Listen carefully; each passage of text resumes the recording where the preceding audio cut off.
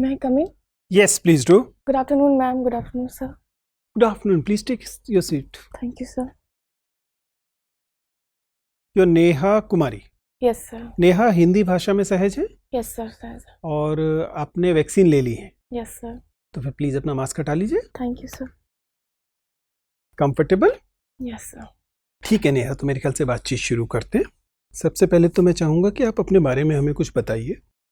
बात आते समय ध्यान रखेंगे कि आपको अपना नाम नहीं बताना है और आपको अपनी कोई भी पहचान, जाति, धर्म इत्यादि का उल्लेख नहीं करना.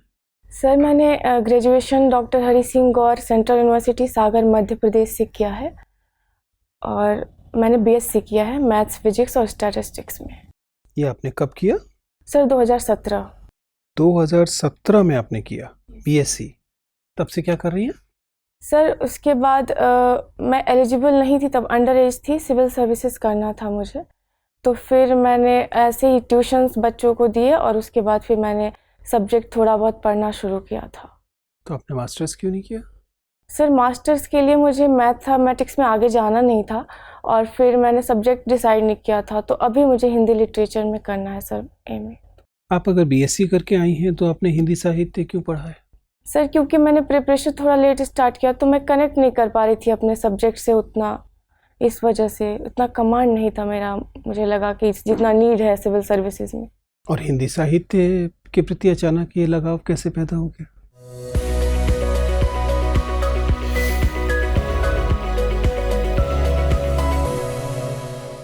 सर हिंदी इसलिए कि मेरा माध्यम शुरू से हिंदी रहा है और मैंने कहानियाँ वगैरह तो हम लोग पढ़ते ही हैं, प्लस ऐसा है कि मैं उसे हिंदी साहित्य में खुद से भी बहुत सारी चीज़ें कर सकते हैं, डिपेंडेंट ज़्यादा नहीं रहना पड़ता, इस वजह से. और थोड़ा इंटरेस्ट भी था सर, मैंने पढ़ के देखा तो अच्छा लगा. आप तो बिहार से आती हैं. Yes sir. मुझे बताइए कि जब हम दिनकर को राष्ट्रकवि कहते हैं तो ये राष्ट्रकवि का क्या मतलब है? क्या नेशनल पोएट जैसा कोई पद भारत में है या बस ये शून्य से टपक पड़ी चीज़ है? सर पद तो नहीं है कोई, पर जिस समय उन्होंने मतलब वो राष्ट्रीय भावना से ओतप्रोत कविताएं लिखते रहे हैं, जिस कारण से उन्हें राष्ट्र कवि कहा गया है. ऐसा कोई पद नहीं है, एक संबोधित किया हो. सर उन्होंने जब स्वाधीनता आंदोलन था उस टाइम उन्होंने बहुत सारे आप अनुमान लगा रही हैं? हम दिनकर की बात कर रहे हैं. आप मैथिली शरण गुप्त तो नहीं मान रही? No sir, sorry sir. बताइए दिनकर का जीवन. आप बिहार से हैं ना? Yes sir. तो जाहिर है कि दिनकर पे तो बातचीत करने के लिए तैयार होके आई हैं. Yes sir. तो बताइए क्या, कहाँ से थे दिनकर, कब उनका काल है? सर वो बेगूसराय के सिमरिया से बिलोंग करते हैं. सर उनका समय काल जहाँ तक मैं याद कर पा रही हूँ, कंफर्म तो नहीं है, पर मुझे लगता है 1908 से 1977 या 71 ऐसे कुछ है समय काल उनका. चलिए, आप दिनकर पे बहुत कंफर्टेबल नहीं हैं. आप बताइए पूरे हिंदी साहित्य में आप सबसे ज़्यादा सहज कहाँ से? सर ऐसे तो मैंने लगभग सब पढ़ा है तो मैं ऐसे कह नहीं सकती. मैं कोशिश कर सकती हूँ आपके प्रश्नों को. चलिए बताइए कि जब हम बिहार के योगदान की बात करते हैं साहित्य में तो हमें कई सारी चीज़ें दिखाई देती हैं, लेकिन एक साधारण सी बात हम नहीं समझ पाते कि बंगाल से नवजागरण की शुरुआत होती है और उसके बाद वो सीधा कूदकर इलाहाबाद और बनारस में दिखाई देता है. हिंदी साहित्य के आधुनिक काल में पूरा का पूरा बिहार क्यों लांग जाता है नवजागरण? जो रेनेसा, हिंदी का रेनेसा है, वो बिहार की उपेक्षा करते हुए सीधा उत्तर प्रदेश के इलाहाबाद और बनारस में जाकर क्यों टिकता है? सवाल समझ में? Sorry sir. मैं कलकत्ता से दिखता है, कलकत्ता के बाद सीधा हम इलाहाबाद में देखते हैं, बीच में पटना है, तब पूरा का पूरा बिहार है. नहीं कभी सोचा?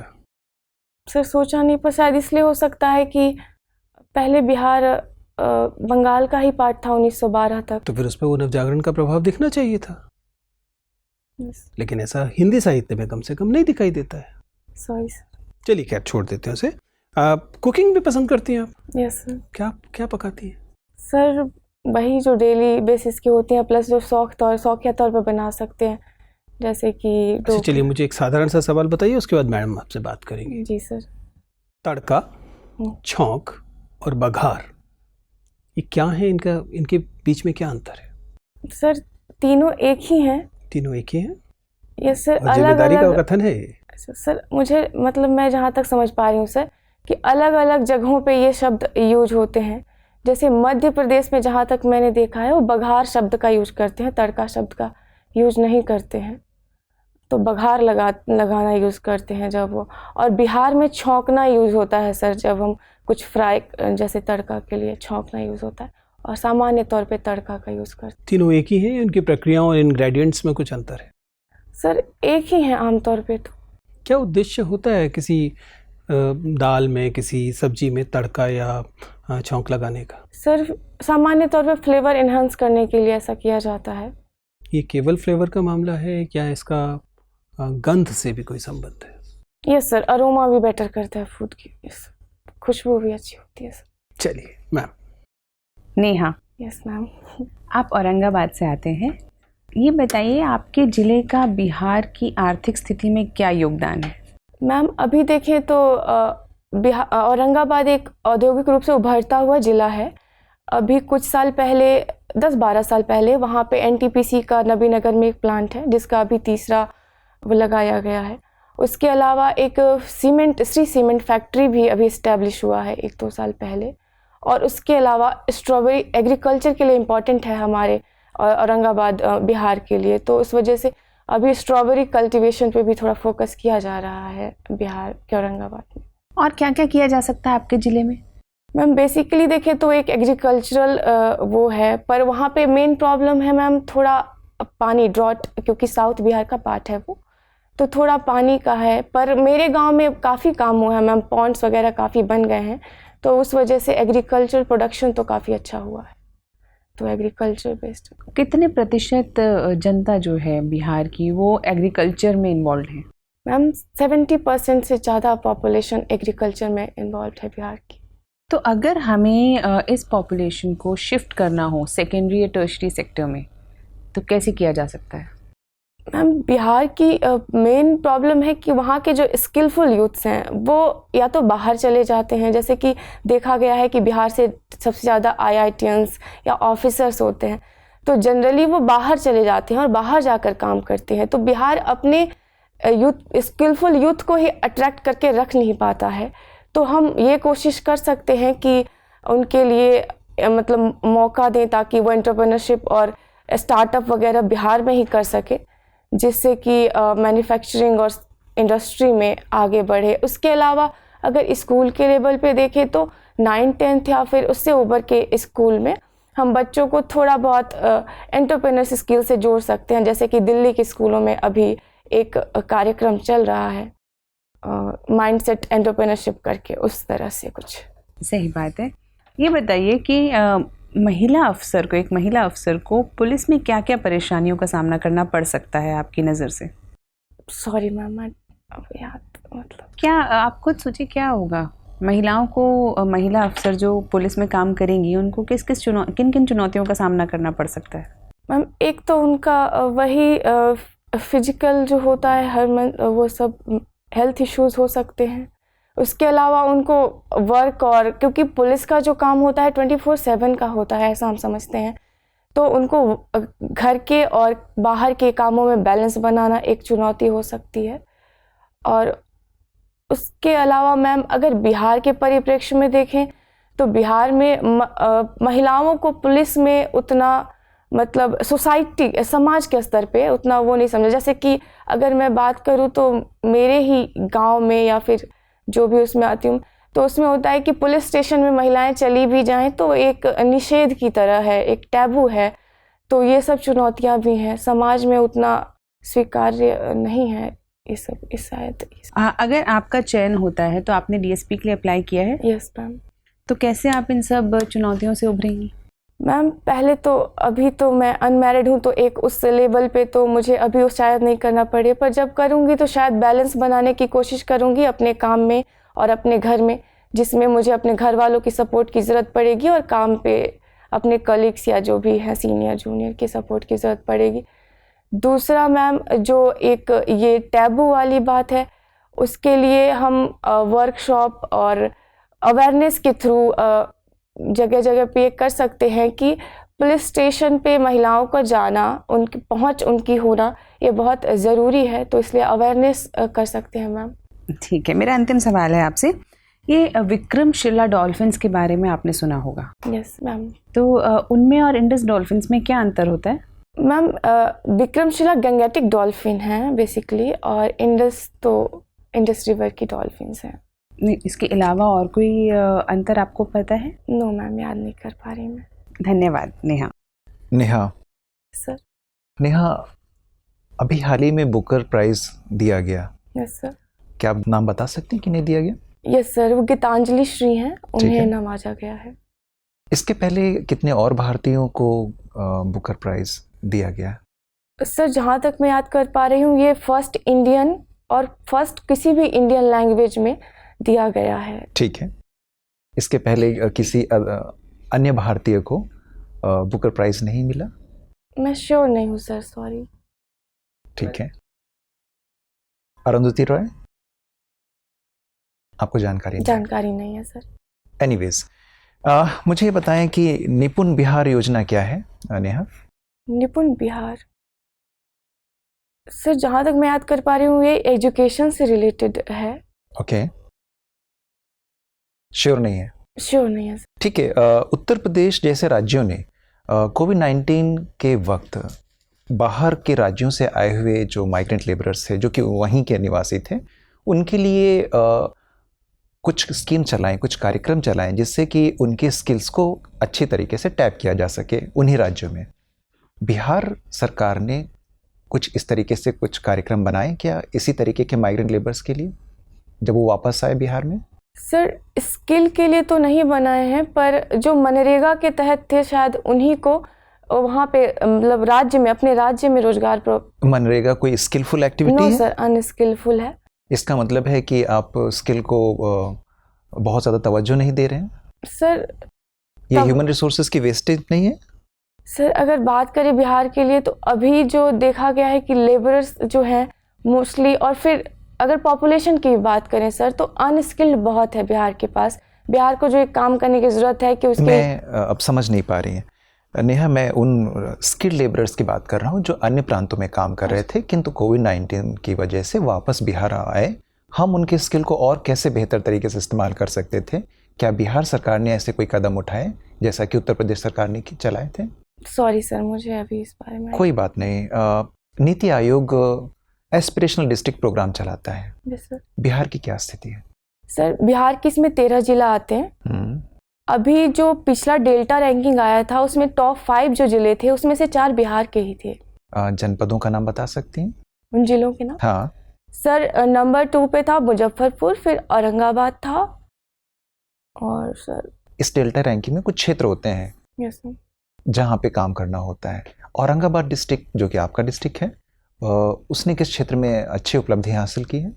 सर एजुकेशन के फील्ड में ही। एजुकेशन के फील्ड में। मुझे बताएं कि स्टेम परियोजना क्या है?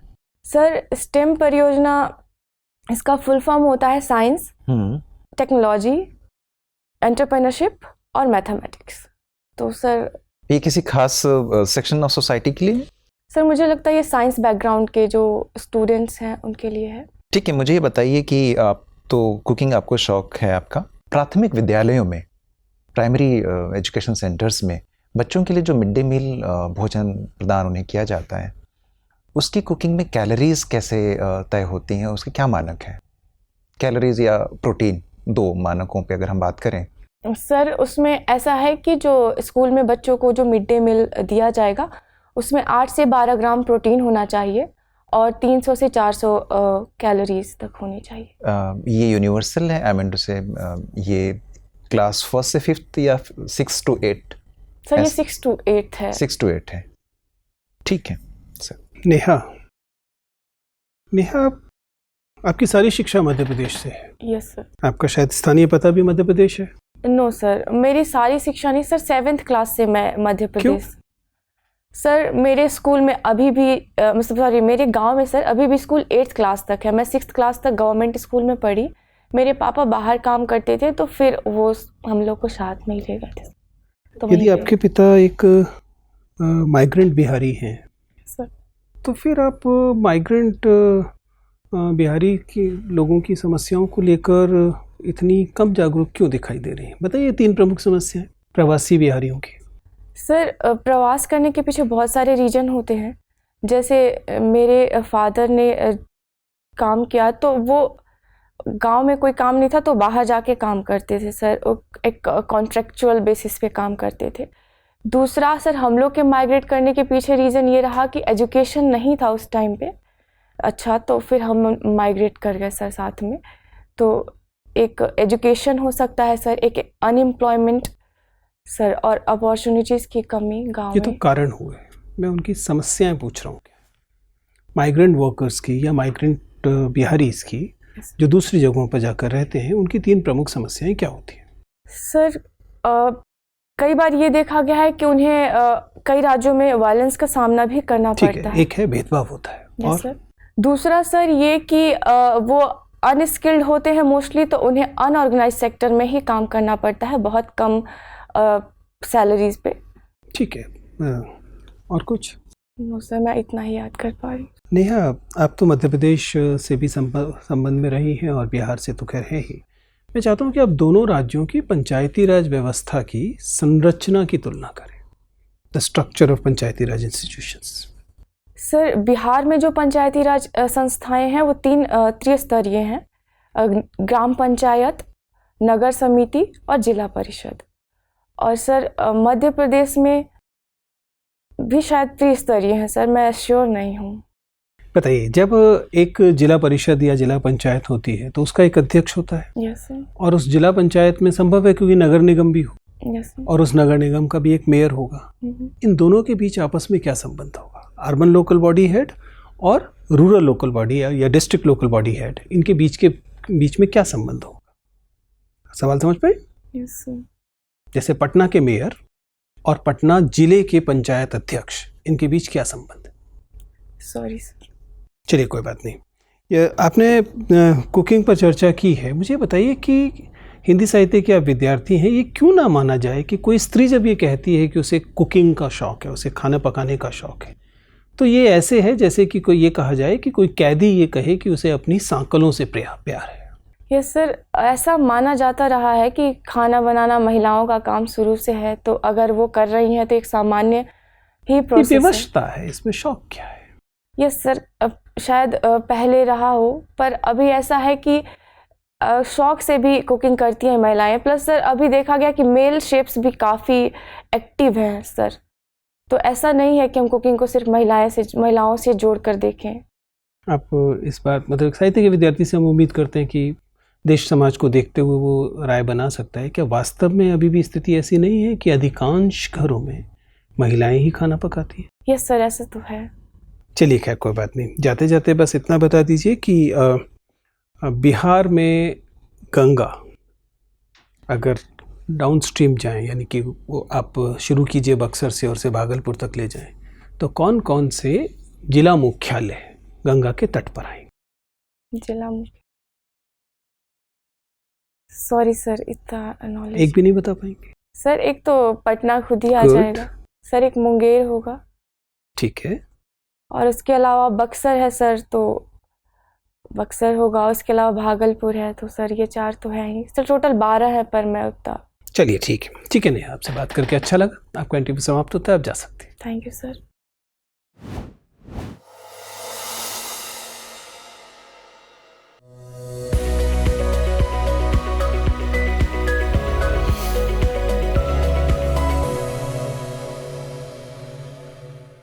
यस आइए, बैठिए नेहा। नेहा, आपका इंटरव्यू 11th को है।